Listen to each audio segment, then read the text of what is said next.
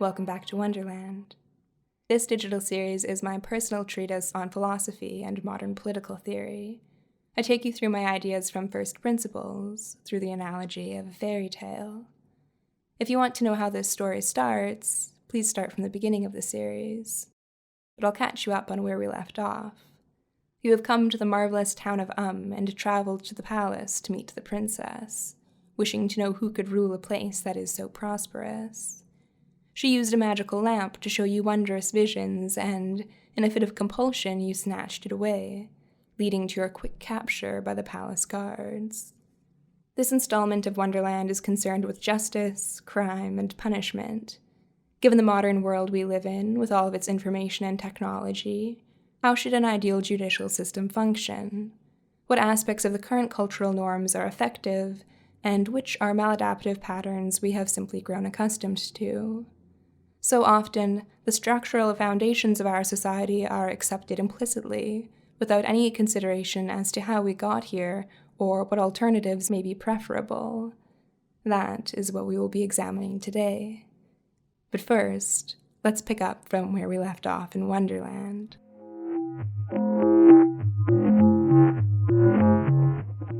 Chapter 1. A Crime Against the Crown.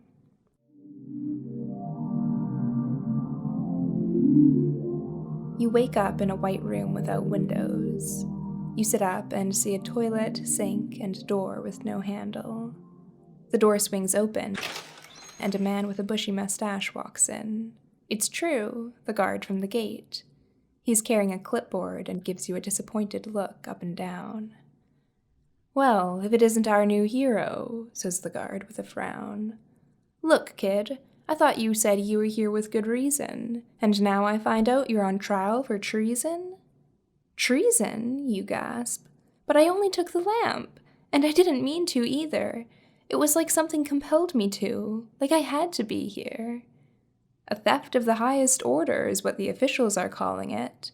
If the wrong person got a hold of the Mujinshins' lamp, this would all go to shit," he says, gesturing around the room emphatically. "Look, just between us two, who sent you? The sorcerers of Sect? Or the thieves of Thumb? They all have it in for the great town of "I wasn't sent by anyone," you insist. "What I told you at the gate is true. I'm just a traveler, trying to get through. Look, I'm sorry about the lamp. I swear I'm not a thief or a tramp. I know something's wrong with me, but what it is I haven't any clue. I just keep finding myself doing things I know I didn't choose." "Why, that's certainly bad news." True's hand scribbles something down on the clipboard. "Do you have anyone else who can attest to your story? I fear the punishment for high treason can get rather gory." You consider this for a moment and then say, "I was with Aunt Hillary when I first lost my way." "Aunt Hillary, you say?" True raises a brow. "I'll see what I can do, and until then, ciao." Before you can say anything more, he bolts out the door, and you are left wondering what else could be in store.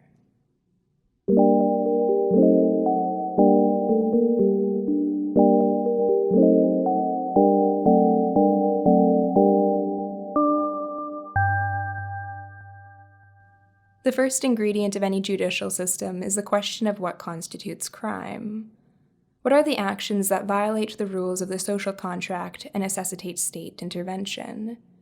An advantage of the patchwork model described in the Structure of Freedom is that it allows for a multiplicity of political systems to coexist harmoniously, each operating by its own principles and serving distinct communities. One person may want to live in a social system with strict rules and harsh consequences, while another prefers a more laissez-faire approach. There is no innate conflict between these groups. Conflict only arises when they are forced to compete for control over the same scrap of territory. The patchwork model is comparable to the state system, with each patch having total sovereignty over its citizens. So long as people can move freely between patches and choose which legal systems they would like to subscribe to, competition between patches will cause them to refine over time and better serve their customers. This is how the Amish conduct their congregations, and how Native Americans ran their tribes. Anyone who is unhappy with the leadership of a given community is free to leave at any time. A chief is simply someone whom others are willing to follow. This concept of having multiple rule sets to choose from would operate inwardly as well as outwardly, creating a nested structure. Within a city or patch, there could be additional layers of regulation that citizens choose to subject themselves to. For instance, a religious community may create a special zone where all the food sold in the area must abide by certain standards. Or a middle-class suburban neighborhood may insist upon certain principles of lawn care and designated quiet hours after 9 p.m. Maybe one area of town will prohibit advertising of any sort and impose strict aesthetic regulations that require buildings to abide by specific design codes, creating an atmosphere distinct from the bustle of modern life. As long as citizens are aware of which rules apply to which areas, they can move freely between them and enjoy the benefits of all without having to sacrifice the existence of others. As to how the legal system itself should function, there are many possible answers. This chapter will present the solutions I believe to be the best and offer an explanation as to why. If you find yourself disagreeing with my suggestions, I implore you to offer alternatives that better align with your ideals or solve problems you believe I have overlooked. It is this process of interrogating our assumptions of how law best brings about order that I care most about. The specific details of how that could or should be implemented are secondary and not reached without productive disagreement and conversation. First and foremost, I believe that the legal system should be provided for free to all citizens. It is the state's responsibility to protect you from harm, and if someone violates that right, it should be their responsibility to rectify the situation to the best of their ability, and bear any associated costs. If someone commits a crime against you, you should not have to pay for legal representation in order to receive justice. That is the duty of the government you have entrusted to protect you. Secondly, all law should be made publicly available, easily accessible, and intelligible. The legal code should be written in simple, straightforward language that any child could understand. To become a citizen, one must demonstrate that they are aware of the associated rights and responsibilities they are agreeing to. Thus, the concept of a social contract becomes a living document rather than just a philosophical ideal.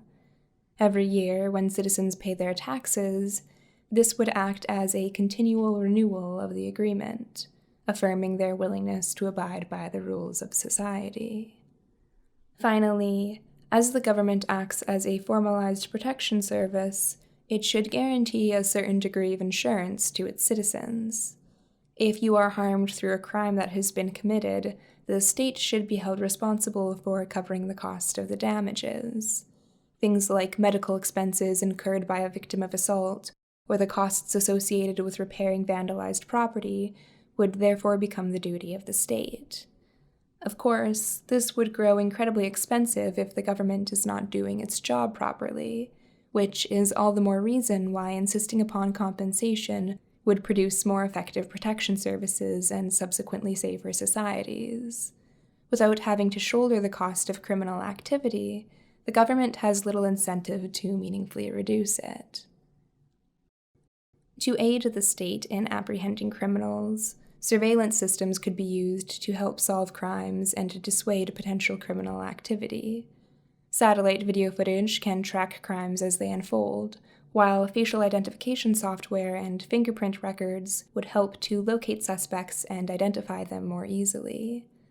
Of course, some people are concerned about privacy and would not like to live in a place that has the ability to track their movement or has access to databases of their personal information. This is the benefit of the Patchwork Model. They do not have to participate if they don't want to. However, over time, I believe that the benefits of stronger surveillance systems would prove to far outweigh any potential costs.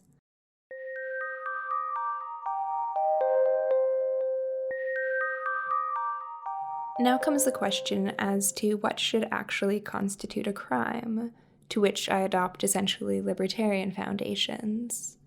If there is no active harm occurring towards another person or a piece of property, then I think people should be able to do as they please. This means that the vast majority of criminalized behavior which clogs up our current legal systems would no longer be a punishable offense. People should be able to use drugs, pay for sex, and publicly consume alcohol as they please. Meanwhile, things like DUIs, parking, and speeding tickets will soon become things of the past as self-driving vehicles become the norm. As I see it, there are three main areas where the state should be expected to intervene on behalf of its citizens: protecting individual autonomy, one's basic rights and liberties, interpersonal relationships, such as trade, contracts, and family law, and environmental integrity, which ensures that public land and private property is not damaged needlessly. There are also actions that do not negatively impact any individual, but instead violate the social compact that was made with the state. There could be reasonable restrictions imposed upon things like possessing dangerous materials, such as weapons of war or hazardous chemicals. If it's discovered that a collection of citizens are conspiring to overthrow the government or commit acts of terrorism, these actions would be prosecuted as crimes against the state, rather than harms affecting a specific individual. For this reason, I have split the domains of crime into two distinct camps: crimes against the community and crimes against the state. Crimes against the community are all of the usual interpersonal conflicts you would expect to arise in a society. They occur on a local scale, between individuals, and have little consequence outside of the directly impacted parties. Things like theft, vandalism, assault, and involuntary manslaughter would fall into this category. Crimes against the state, on the other hand, are an affront to the institution of government itself. Many people may be involved or impacted, such as large-scale environmental damage, terrorist plots, or corporate violations of regulation which harm entire populations. Actions like these are premeditated and must be treated more harshly than your everyday interpersonal injustices. The legal code should be easily accessible and taught to all citizens from a young age. The public should have common knowledge of what actions constitute crime and what sort of consequences occur if you commit them. Most of us have a rough idea of what we should or shouldn't do, but no specific knowledge on how often or how harshly these standards are enforced. Can I get in trouble for jaywalking? For swiping a pack of gum from the grocery store? For torrenting a movie? Unlike our current legal system, I believe that ignorance of the law is a valid excuse for bad behavior. It should be the state's responsibility to ensure that its citizens are aware of the laws they must comply with. No one would expect you to play a game properly if you hadn't been taught the rules first, so why should political life be treated any differently? When more people are aware of what constitutes criminal action and why, they become more likely to internally enforce these standards. If the laws are fair and violators are effectively detected and dealt with, citizens have more reason to obey the rules and encourage others to do the same. Right now, the fact that some trivial actions are criminalized makes the entire legal system feel arbitrary and archaic. The state is less likely to be taken seriously or treated with respect when it is evident that the laws are not consistently or unilaterally enforced. Only genuinely harmful action should be made illegal, and the law should be strict about enforcing its standards.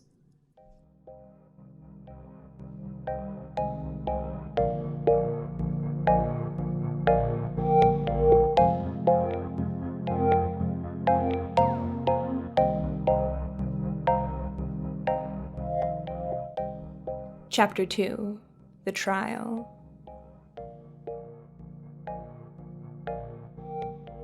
A while later, a new guard comes to your cell and tells you to follow his lead. He brings you through a long series of passages and eventually into a large chamber. The space feels like a cathedral. White stone walls tower up towards the ceiling, and ornate panes of stained glass decorating the back wall cast colorful beams of light across the room. In front of the windows is a large table in the shape of a thin crescent moon. The princess sits at its center, with 6 empty seats curving inwards on either side. As you walk down the aisle towards her, you pass by benches filled with people. They must be villagers, you muse, come to watch the spectacle. Given the opulence of the room and the guard by your side, you feel almost like a bride on her wedding day, except for the fact that you're terrified. You don't know the first thing about this city. Sure, the people seem nice enough, but now that you're on trial for treason, who knows what they'll do? You reach the platform where the table sits, raised above the audience, and the guard motions for you to go ahead. Leaving him behind, you climb up the couple of steps towards the princess and walk forward until you're standing in the middle of the crescent moon table. The princess looks at you and then proceeds to rise, raising her arms on either side. From doors to the left and right of the table enter 6 men and 6 women. Each is adorned in elegant emerald green robes and looks completely at ease. They file in along each end of the table, taking position behind their respective seats until all 12 surround you. Once they are all in place, the princess speaks. These are my justices, my judges, my jury. They are some of the wisest men and women in all of having been selected by myself and my citizens for their keen minds and fair hearts.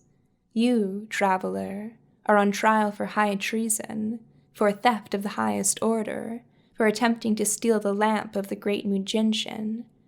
If this power was to fall into the wrong hands, great evil would fall upon all who live across these lands.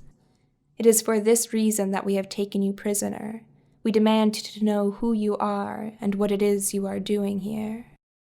She and the other 12 justices take their seats, while another man in green robes rises from the benches behind you and proclaims, "Her Royal Highness, Princess Musa of the fair and graceful, has accused you," he points a finger in your direction, "of theft and treason of the highest order. If you refuse to answer her questions honestly, you will be condemned as an enemy of the crown." You look around the room full of strangers and see no sign of True or Aunt Hilary. "Wait," you cry. "Aren't I supposed to have some kind of lawyer? A defense attorney? Someone to help me make my case?" "Nonsense," says the man. "All we want is the truth. Now, tell us. What was your intention with the lamp? The princess herself saw you take it. You don't deny the testimony of Her Royal Highness, do you?" No, of course it's true. But look, I didn't want to take it. It was like some strange force compelled me, like I couldn't resist." "Who are you?" asks one of the justices seated at the table. She has mousy brown hair and pointed features which examine you quizzically. I don't know. I can't remember anything about who I am, how long I've been here, or where I came from. I'm just as confused as you all are. I'm sorry if I've caused any trouble. I swear it wasn't my intention. Sometimes I feel like a puppet being pulled around on strings." "Strings," repeats the princess quietly. "What's the first thing you remember?" another justice asks, a broad man with dark skin and warm eyes. "A maze, you say. All I know is that I started in a hedge maze." A collective gasp ripples through the audience behind you as the justices exchange looks of fear, doubt, and awe. "What's so strange about that?" you ask, unnerved. An older justice with gray hair and speckles perched upon her nose responds, "Our world is surrounded by a great wall on all sides. No man or magic can cross it. Anyone who tries finds themselves lost in a maze with no end." "I was there," you say. "That's how this entire adventure started." "And how did you escape?" asks another justice. He has a stern brow and strong chin. "By following the right path," you reply, eyeing the princess for a look of approval. She matches your gaze but does not acknowledge it, too intently focused upon the story unfolding before her. "True tells me you have a witness," she says. "Yes," you answer, turning your attention towards the justices. "Aunt Hilary is the first person I met upon coming here, and it was with her when I first lost my way. We were drinking tea in her cabin when suddenly I was overwhelmed with a need to escape. A will that was not my own drove me out of her home and deep into the woods, where I later regained consciousness." "Is this true?" inquires the princess. "Yes," says a voice from behind you, and you turn to see Aunt Hilary standing in the aisle. "Yes," she says again, "I sensed something was amiss, so I sent my aunts to investigate the forest, and lo and behold, this traveler came crawling out of their midst. I'm sorry, Princess Musa. I wouldn't have let them out of my sight had I known that they would come to cause you trouble here. After a spot of tea, they wandered in a daze off into the woods without a word. I thought it was rather queer." The courtroom murmurs in light of this new revelation, and the princess recalls their attention with a simple clap of her hands. "Thank you, Aunt Hilary, for your testimony. Do my justices have any further questions they would like to ask?" A young man with bright eyes and blonde hair rises from the far left of the table. "If what you're telling us is true, then what would you have us do with you? You say that you don't know who you are or where you came from, and you've proven that you're prone to act impulsively, without good reason. How can a person such as you be trusted in a place like this? None of us know what you could be capable of next." The thought of further fugues brings tears to her eyes. "Look, I'm sorry," you cry. "I'll do anything you ask, please. I don't want to die." "Die?" asks the princess, raising a brow. "Don't be silly. We're not executioners. But you are our responsibility, and my court is correct. You might pose a threat. If there's nothing else you have to share, then we'll commence our deliberations and take it from there." She rises and raises both arms once again, indicating that the proceeding has ended. The justices follow her lead and file out on each side, leaving you standing in the center of the crescent table, looking out at an audience of strangers.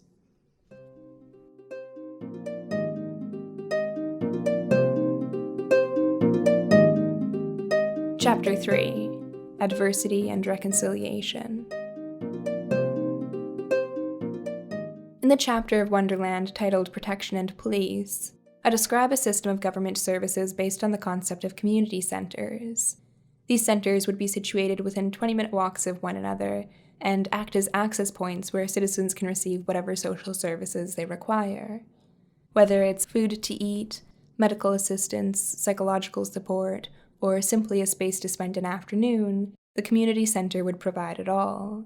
The surrounding area would consist of gardens, parks, and playgrounds to encourage locals to use these places as central gathering points.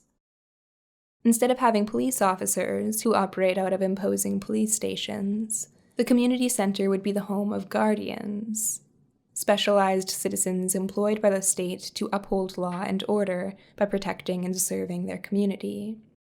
These guardians would be rigorously trained in combat, first aid, and interpersonal mediation in order to produce an individual who is able to intervene in almost any situation. It is the guardians who would be summoned to address crime and resolve conflicts that emerge within the community. If the perpetrator of an act is unknown, detectives may be called along to aid in the investigation. They would have the authority to close off crime scenes, collect evidence, and conduct interviews, but only with consent from the concerned parties. Forcible detainment of a citizen over petty crimes would be impermissible. Someone who refuses to cooperate with the law would instead be held in contempt of justice and risk having their citizenship revoked. A volitional legal system will only work when there are certain standards of behavior that everyone must abide by. You cannot be forced to participate, but if you do choose to, there are certain legal obligations you are expected to fulfill. The guardians would be tasked with addressing community conflicts, anything from vandalism or harassment to theft and assault.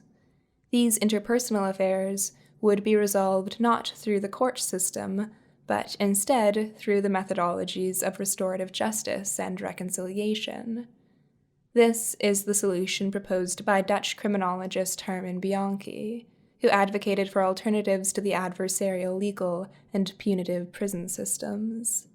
He called his new vision of justice reparative law, and it is based on the idea that conflicts should be resolved through their own protagonists. avoiding bureaucracy wherever possible. Instead, the involved parties should come together and, potentially with the aid of mediators, share their experiences and come to a consensus on how matters might be resolved. The restorative justice model is intended to address some of the issues presented by the currently accepted conventions of trial and punishment.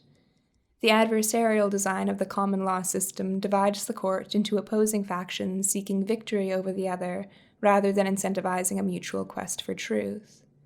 Genuine opportunities for reconciliation and healing are made impossible when involved members are pitted against one another from the get-go.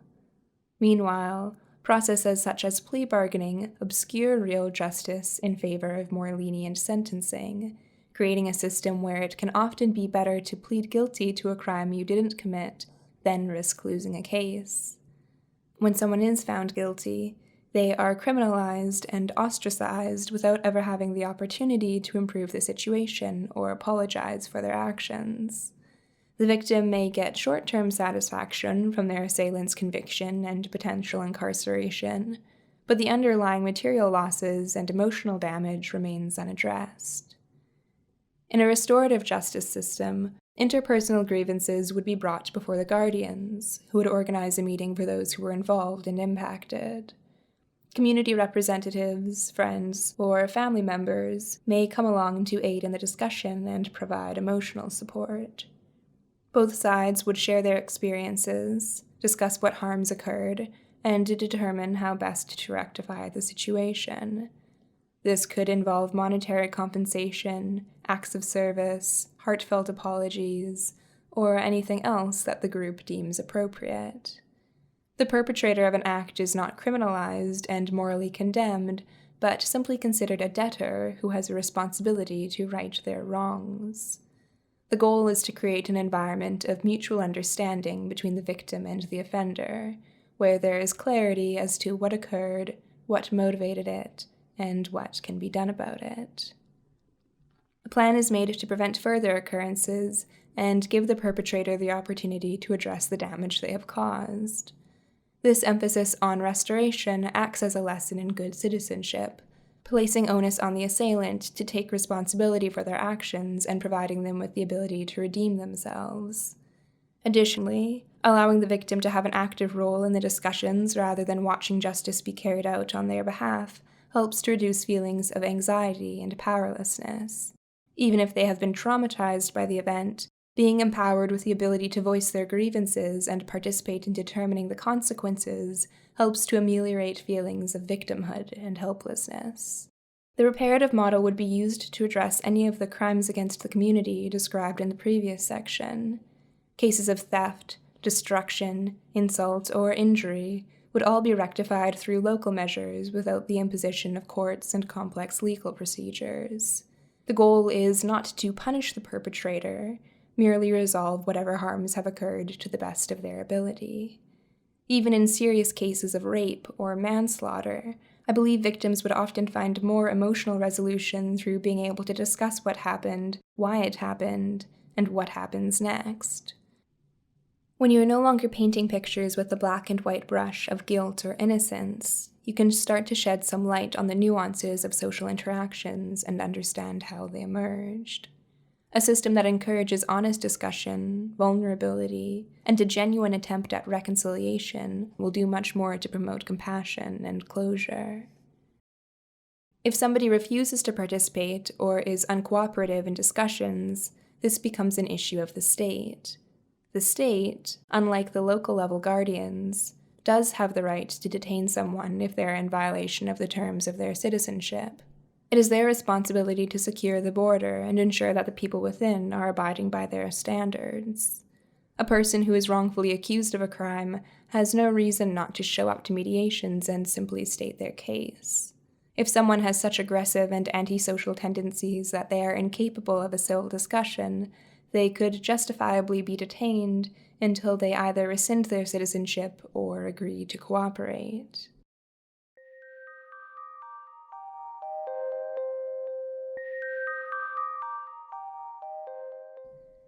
This brings us to our second domain of law, which are crimes against the state. Crimes against the state have harsher and broader consequences outside of interpersonal affairs, and may have many involved members. Egregious violations of personal autonomy, such as murder or kidnapping, would belong in this category, as would acts of conspiracy, collusion, terrorism, and treason. Smuggling controlled substances, damaging the environment, or violating other forms of regulation would also fall under this jurisdiction. These crimes would not be addressed through internal community dialogue, but instead be brought directly before the state itself. This would be accomplished through the inquisitorial system, which differs from common law by employing no distinct prosecution or defense.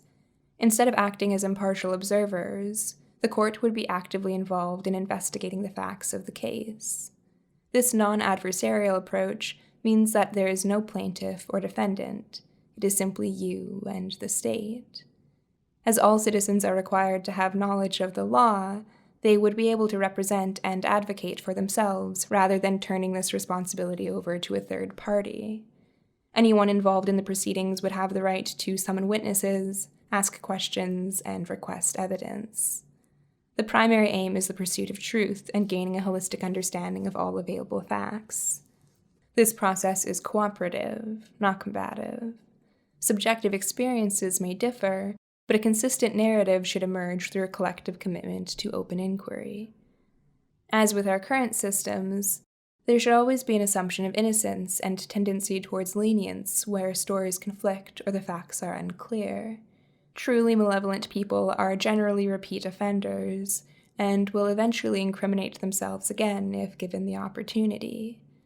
The goal is not to attach guilt or innocence to any particular set of actions, but instead create a consensus on what occurred and to determine what should be done. There would be no Fifth Amendment right against self-incrimination because incrimination is not what is being pursued, only accuracy and honesty. False testimony would be considered perjury and treated as a criminal offense, just as it is today. A sovereign or state official may choose to grant immunity to those testifying if doing so implicates them in other crimes. However, the intention is for the overall lens of guilt and culpability to be broadened. In many instances, the instigator of a conspiracy is not one nefarious actor, but a network of individuals who all carry some degree of culpability. Our inquisitorial system should aim to untangle this network, rather than target any of its particular actors. To aid in this adjudication process would be a panel of justices. This role would hybridize that of the current judge and a jury. Instead of placing the outcome of a case in the hands of 12 randomly selected citizens with no skin in the game or knowledge of the subject at hand, the justices would be a combination of community representatives and carefully appointed experts. Local justices would be elected by their community as is needed, with no fixed limits on how long they may hold their post. They would be called upon to mediate local disputes as well as act as a voice of the people for matters on the state level. Explicitly campaigning for these positions would be frowned upon. Ideally, local justices would be selected by their community based on their good character, even disposition, and positive reputation. A citizen might even be elected in their community without ever having considered themselves as worthy of the role. They may choose to turn down this position, but the system is designed to lean into the fact that those best suited for positions of power are often the least likely to seek it. State justices would be selected by the sovereign for their expertise in a relevant field. In a trial concerning digital bank fraud, defective airplane components, or a hazardous oil spill, it would make sense to have industry experts on the case. These roles may be temporarily delegated on a case-by-case basis, or become permanent positions as is needed. The aim is to have as much information available at trial as is possible, both scientific and procedural knowledge from relevant authorities, as well as social awareness from impacted communities. After hearing a case, examining evidence, and questioning relevant parties, the justices begin their deliberations. Their objective is to determine what should be done now that the facts have been established.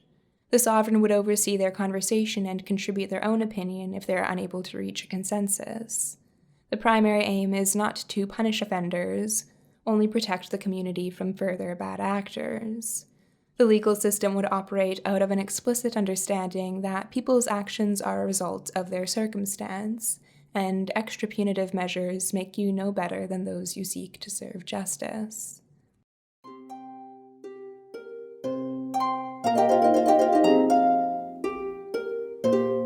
Chapter 4. The Verdict. You stand in the center of the courtroom for quite some time, the eyes of the citizens of fixed firmly upon you. A few look concerned, others angry, others suspicious. A few pass you small smiles of encouragement or wink compassionately as if to say, "This will all be over soon." After a while, you hear the sound of a door opening behind you and turn around to see the princess coming back into the courtroom. Instead of returning to her seat behind the crescent table, she walks around the other side and comes to stand next to you. She gazes at you for a moment, bright eyes staring straight into yours, posing a question that cannot be answered. Then she takes your hands in hers, and suddenly you are aware of how hot and clammy they are when contrasted with her porcelain cool skin. Then she speaks, addressing you directly, but with the knowledge that her words will reverberate throughout the room. "It didn't take long for my justices to reach their decision. It's clear to all of us here that you are lost and acted without good reason. That isn't sufficient grounds to be charged with high treason. Normally, in circumstances such as these, we would simply cast you out of to return to wherever you came from. But if the tale you tell is true, then your situation is not that simple, for you have no known home to return to. Thus, my wise justices have come to a rather unique decision. We would like to offer you a place to stay in the town of with only one condition." "What's that?" you ask, both elated and terrified. The princess lets go of your hands and reaches up to touch your temple with her right index finger. "We want to look into your mind, to see if we can unearth who you are and where you came from, to see if we can determine what's causing these lapses in agency and how to put an end to them. Maybe then you will be able to find your way home." This declaration of mercy causes you to grow weak at the knees as you sputter out your thanks. "Yes, of course, whatever you need. Thank you, Your Highness. You are as beautiful as you are kind. I shall be forever in your debt. But what exactly do you mean by look into my mind?" The girl smiles at you and wraps her dainty fingers around your wrist, holding your arm up before the court. "It is decided, then," she declares to the room. "Standing before you is the new ward of Please treat them with the same grace and respect you would give to any citizen. Every man, woman, and child in this room has made mistakes. Let us not be defined by them." The audience rises to applaud their approval, and the princess pulls you aside, through the doorway to the right of the table. Waves of relief wash over you as you enter the quiet annex. Here, the dramatic vaulted ceilings of the courtroom give way to intimate wood-paneled walls. A thin bench runs along the length of the room, and the princess gestures for you to take a seat. "You did well," she says. "And don't worry, this next part will be a breeze. We'll start tomorrow. In the meantime, I suggest you get some rest. One of my guards will be here to retrieve you shortly. I'm sorry, I know you have questions, but I must leave you now. I have other affairs that need my attention." She gives you a smile and glides out of the room, giving you a moment to breathe a long sigh of relief.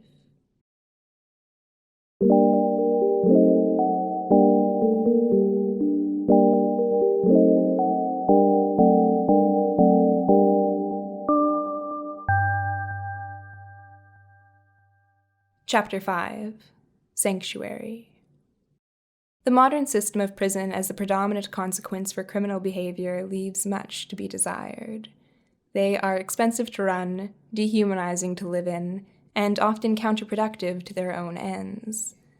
Punishing criminal action by placing offenders in an institution filled with other criminals is a recipe for radicalization and recidivism. Prisons act as networking centers for convicts, giving them access to others who share their proclivities and allowing them to pool their expertise. In Bianchi's words, they are short-sighted crime training institutions, where older inmates teach youngsters how to do it smarter next time. The period of imprisonment that is intended to penalize and rehabilitate often creates convicts who are more angry, cynical, and capable than they were when they first entered the system. These facts, in conjunction with the social stigma surrounding a criminal record, means that even once prisoners have been released, finding honest work can be incredibly difficult, and a life of more crime often seems like the only option. Historically, prisons are a relatively new invention, with their initial purpose intended only to act as a holding facility for those awaiting trial, execution, or other forms of punishment.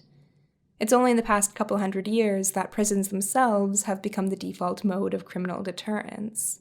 At first, because it was considered more humane than the sadistic methods of torture popularized during the Middle Ages. But over time, the modern prison system has come to represent all the worst aspects of the punitive systems it sought to replace. Prisons are unjust, with a degree of punishment rarely fitting the crime. Some people serve life sentences over trivial matters, while others found guilty of much more egregious acts are released after only a few years. They are also expensive, with the cost of incarceration per inmate ranging from $100,000 to $500,000 a year. This financial burden is then imposed upon the taxpayer and takes funding away from other social services where it could be more productively allocated. It's not even clear if the threat of imprisonment is an effective deterrent, as most criminal actions are undertaken with little regard for what the consequences will be. The potential of a lifetime behind bars does little to dissuade the casual criminal, who thrives from the risk, or the motivated murderer, who wouldn't care if he wound up dead. No one questions the morality or utility of the prison system. It has become a ubiquitous, unquestionable aspect of our society, and it requires great imagination to consider what life could look like without it. Prisons are effective only at fracturing families and communities. They act as torture chambers for the soul, removing productive members from society and giving them little opportunity to earn their salvation. They do nothing to rehabilitate the criminal or restore dignity to their victim. It is a lazy, short-sighted system which operates under the assumption that society can be divided into good and bad actors. And so long as the bad people are kept away from the good people, peace and prosperity are possible. I hold a rather different view, which is that it is precisely through allowing those predisposed towards criminality to intermingle with the rest of society that criminal behavior is genuinely reduced. It is only through showing those who have done wrong what is right that they are able to learn, repent, and grow. The means of justice must be just, and it makes no sense to punish people for failing to do what they have never been shown. A compassionate populace is created through compassionate governance. Two wrongs will never make a right.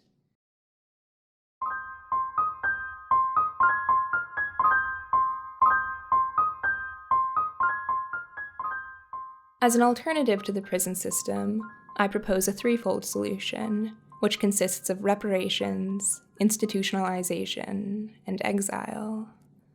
The premise is simple. Someone who has committed an illegal act has a debt to pay, a duty to right what has been wronged. If the offender is incapable or unwilling to adopt this responsibility, it may be that they are mentally ill or suffering from an addiction that makes such efforts impossible. If this is the case, then they should be offered treatment and medical intervention as is required. If still they refuse to cooperate, the state is then justified in forcibly removing the transgressor from their territory. Crimes against the community would be resolved on the local level, with the aid of guardians and local justices. For instance, a vandal who is caught defacing public property would be required to attend a restorative justice meeting. There, they would be tasked with fixing whatever damage they have caused, as well as some additional community service to offset the costs associated with the meeting. Casual labor like collecting trash, conducting repairs, painting, gardening, cooking, or cleaning at the local community center would be sufficient. Giving back to the community in this way would thus subsidize the cost of other government services. If the person becomes a repeat offender, harsher penalties may be imposed, or alternative strategies explored. For instance, if they consistently demonstrate aggressive and antisocial behavior, it might be decided that they should attend and pay for weekly therapy sessions. It is important that the cost of intervention falls upon the perpetrator wherever possible. It is not sufficient for them to simply correct whatever wrong got them in trouble. They are also responsible for replenishing whatever resources were required to get them out of it. If the offender lacks the necessary funds, the state may either seize their assets or provide them with employment opportunities to pay off their debts. Guardians would be similarly held liable for any damage their actions may have caused. A broken down door or a laptop confiscated in pursuit of justice would have to be repaired and replaced by those who did the damage. People who are routinely found in violation of the law may be petitioned for removal by their community. If a reasonable argument can be made that they show no interest in upholding the social contract, this becomes an issue of the state. An occasional theft, assault, or lie can be forgiven, but repeated patterns of behavior require alternative forms of intervention. Someone who consistently demonstrates aggressive behavior and presents a risk to themselves and others may benefit from institutionalization. This system of voluntary commitment would operate as a gradient between short-term rehabilitation and mental health treatment to long-term psychiatric care and quarantine. These facilities would be intended to treat people suffering from addiction, mental illness, and antisocial tendencies. Anyone struggling with drug abuse would have access to treatment programs and the ability to pay for the associated costs after they have made a full recovery. Someone who suffers from psychosis may be temporarily detained against their will while they are experiencing an episode, and then consent to being committed once they have returned to lucidity. The aim with these facilities would always be to rehabilitate and release wherever possible, but some citizens with debilitating issues may require lifelong care. Institutionalized residents would have a legal right to a trustee, a person from the outside of their choosing who acts as their representative and advocate wherever needed. There would be strict rules and standards of care imposed to prevent internal abuse and oversights by staff. All documents pertaining to the operation of the facilities would be made publicly available for anyone to examine and challenge as they see fit. Citizens would be welcome to tour the premises and visit friends or family members who are receiving treatment. Additionally, a government representative would be tasked with personally meeting with and writing annual reports on the state of the citizens who have been institutionalized. The treatment programs for those exhibiting antisocial behavior would encourage community, activity, and educational opportunities. The presence of role models, others who have been through the same system and bettered themselves because of it, would be crucial, acting as living proof of what is possible. Those who have been committed would be responsible for the upkeep of the facilities, doing things like cooking meals and washing laundry as is needed. This would be the closest analog to a conventional prison system, but with all the emphasis placed on restoration and rehabilitation. The primary aim is not to punish, but to address the disruptive behavior and integrate the person back into society as seamlessly as possible. If the court or community has decided that someone needs to be committed and they refuse, exile is their only alternative. If a person refuses to play by the rules they have agreed to, simply banish them to a place where their sins are no longer the state's responsibility. This sounds a little comical given the modern world, but it's entirely feasible. If the person has another country of origin, they would have the opportunity to return there first, along with a ledger of their misdeeds. If their home country welcomes them back with open arms, they will likely punish them in accordance with the laws that the offender once sought to escape. If the citizen has no other homeland, they can attempt to appeal to anyone who will take them. A public record would be made that provides details of their identity and the crimes they were convicted of, making it more difficult for them to simply start a new life elsewhere without consequence. If no other nation wishes to take on a new citizen, then they would simply be released into the wild, either on a raft into the sea with enough supplies to last for a few days, or maybe helicoptered up to the Arctic, where they will bother no one else. Either way, the message is clear. If you think you can live in this world without abiding by any social contract, then good luck. Have fun. The costs associated with providing a backpack full of camping gear and a rubber dinghy is nothing compared to a lifetime of incarceration or death by lethal injection. Of course, such circumstances are essentially a death sentence, but only ever as a last resort. And if by the grace of God a criminal finds a way to prosper in such circumstance, then all the more power to them. Now, some might insist that for a truly horrifying crime, the threat of banishment is insufficient. Should mass murderers and child molesters really be able to live in a society where the worst possible punishment for their crimes is a permanent camping trip? I think so. They will most likely end up prosecuted by a foreign country or dying from exposure in the wild.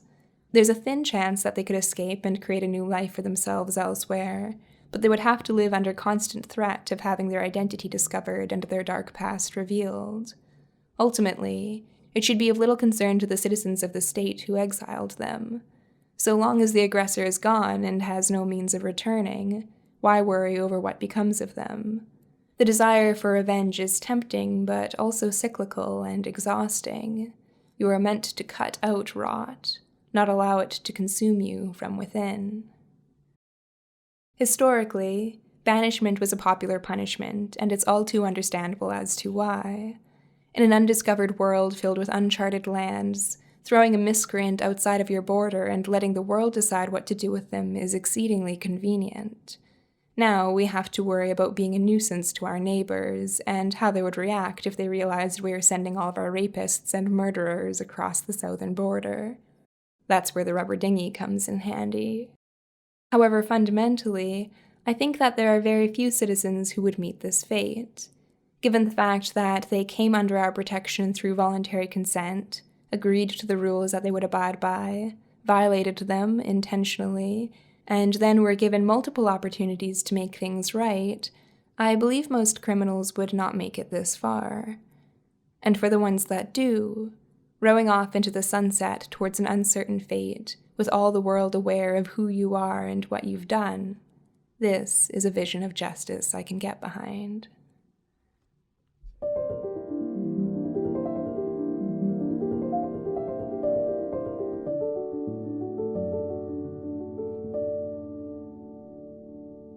I hope you enjoyed this journey down the rabbit hole, and I would love to hear any feedback you have to share. Love it or hate it, I want to know what you're thinking and why. I plan on hosting a live stream soon after this episode releases where I dive a little deeper into the topic, answer questions, and get into some of the areas and implications left unexplored. This political philosophy project of mine is broad, complicated, and constantly under development. If you want to keep up with me and find out what I'm up to or when I release next, please subscribe to this series and follow me on Twitter or Instagram at Jane Gatsby. If you wish to share your thoughts, you can email me at janeblooms8@gmail.com or leave a comment on my Substack, which is linked in the description of this episode. Thank you so much for visiting Wonderland.